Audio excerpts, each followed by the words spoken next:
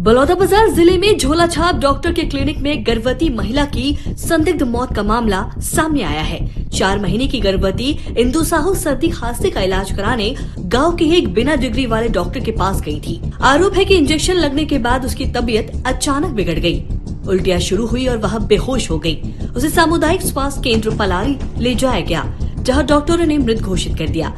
अस्पताल प्रबंधन के मुताबिक महिला को अस्पताल लाने से पहले ही उसकी मौत हो चुकी थी। वहीं परिजनों ने शव का बिना पोस्टमार्टम कराए ही अंतिम संस्कार कर दिया।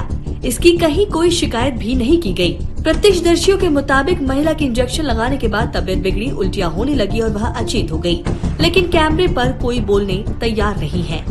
डिग्री नहीं सर, वो बलौदाबाजार का स्वास्थ्य चिकित्सा में किए थे मैं। वो पहले डिग्री है कि नहीं आपके पास? डिग्री है कि नहीं? नहीं है सर। दैनिक भास्कर के लिए चंद्रशेखर वर्मा की रिपोर्ट।